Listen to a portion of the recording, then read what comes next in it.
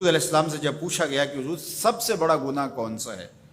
تو آقا کریم علیہ الصلوۃ والسلام نے فرمایا کہ سب سے بڑا گناہ یہ ہے کہ ان تجعل للہ ندا، کہ تو اللہ کے ساتھ کسی کو شریک ٹھہرائے، وہو خالقک، حالانکہ اس نے تجھے پیدا کیا، تجھے تخلیق کیا، اور تو اس کا شریک بنا کے بیٹھ جائے، کہ یہ سب سے بڑا گناہ ہے۔ تو راوی نے عرض کی قلت تو ثم ایو، حضور پھر اس کے بعد؟ تو آقا کریم نے فرمایا ثم ان تقتل ولدک خشیۃ ان یطعم معک، تو بچے کو اس لیے قتل کر دے کہ یہ کس طرح میں اس کو پال سکوں گا، بچے کو ضائع کر دینا، اس کو قتل کر دینا۔ اللہ فرماتا ہے نحن نرزقکم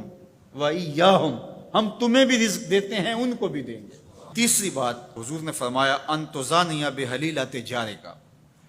آپ ہمسائے کی بیوی کے ساتھ بدکاری کریں، تو یہ بڑے گناہوں میں سے۔ ہمسایہ ماں جائے کی طرح ہوتا ہے، اس کی دیوار سانجھی ہوتی ہے، اس کی عزت سانجھی ہوتی ہے، اور اگر کوئی شخص طاق میں رہے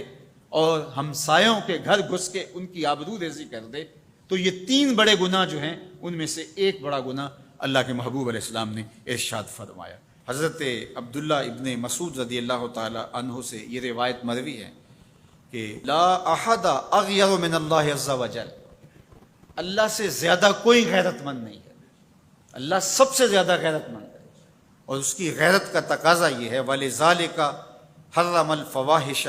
مَا ظَهَرَ مِنْهَا وَمَا بَطَنَ، کہ اس نے بے حیائی کو چاہے وہ پوشیدہ طور پہ کی جائے یا اعلانیہ طور پہ کی جائے، اس کو پسند نہیں کیا، اور اس سے اس نے منع کر دیا، اور لوگوں کو روک دیا، حرام قرار دے دیا، اس لیے کہ وہ خود غیرت مند ہے۔ غیرت مند مالک غیرت کا سبق دیتا ہے اپنی مخلوق کو۔ اللہ تعالیٰ قرآن مجید میں ارشاد فرمایا وَلَا تَقْرَبُوا الْفَوَاحِشَ مَا ظَهَرَ مِنْهَا وَمَا بَطَنَ، فحش کام کے قریب نہ جانا، وہ اعلانیہ طور پہ کرو یا وہ مخفی طور پہ کرو۔ تو مفسرین نے لکھا کہ جو بدکاری ہے وہ مخفی فحش ہے، اور شراب نوشی یہ اعلانیہ فحش ہے۔ شراب نوش جو ہے وہ چھپ نہیں سکتا، بدکار بعض اوقات ایک مدت کے لیے چھپ جاتا ہے،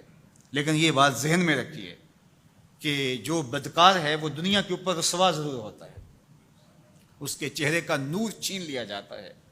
اور اس کے اوپر مصیبتیں مسلط کر دی جاتی ہیں، اور اللہ کے قہر و غضب کا شکار ہوتا ہے، اس کی دعائیں قبول نہیں ہوتی، نیک لوگوں کی دعاؤں سے اس کا حصہ نکال لیا جاتا ہے، لیکن بہرحال ایک مدت کے لیے چھپ جاتا ہے۔ لیکن شرابی اپنے جرم کو نہیں چھپا پاتا، تو کہا کہ جو مخفی جرم ہے وہ بدکاری ہے، اور جو ارشاد فرمایا قرآن نے کہ جو ظاہر جرم ہے، اس سے مراد جو ہے وہ الخمر ہے، شراب ہے، اور ہر نشہ دینے والی چیز سے حرام کی حرمت آئی۔ کل مسکر خمر